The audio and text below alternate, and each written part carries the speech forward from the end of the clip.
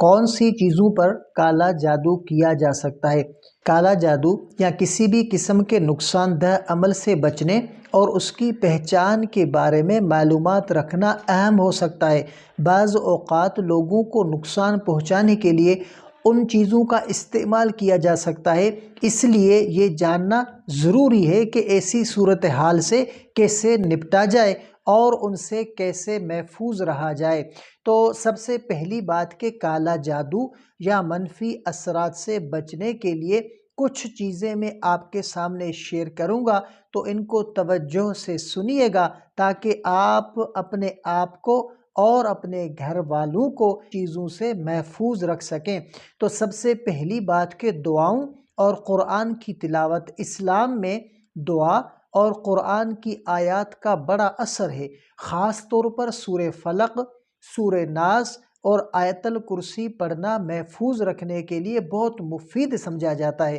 دوسری بات کہ نماز کی پابندی۔ باقاعدگی سے نماز ادا کرنا روحانی تحفظ فراہم کرتا ہے اور منفی اثرات سے بچاتا ہے۔ اور تیسری بات کہ ذکر و اذکار۔ صبح و شام کے اذکار اور ذکر اللہ کی مدد سے منفی اثرات سے بچا جا سکتا ہے۔ چوتھی بات کہ احتیاط اور طرز زندگی۔ ایسے لوگوں یا مقامات سے دور رہیں جو منفی اثرات رکھتے ہوں یا آپ کو نقصان پہنچانے کی کوشش کریں۔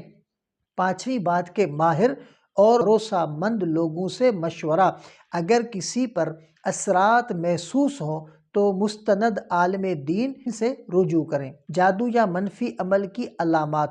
کچھ ممکنہ علامات ہیں: صحت کے مسائل، غیر معمولی خوف، مسلسل ناکامی یا عجیب و غریب خواب شامل ہو سکتے ہیں۔ اگرچہ یہ علامات کسی اور وجہ سے بھی ہو سکتی ہیں، لیکن ماہرین سے مشورہ لینا بہتر ہوتا ہے۔ یاد رکھیں کہ اللہ پاک پر بھروسہ رکھنا اور مثبت رویہ اپنانا ان سب سے محفوظ رکھنے کا بہترین ذریعہ ہے۔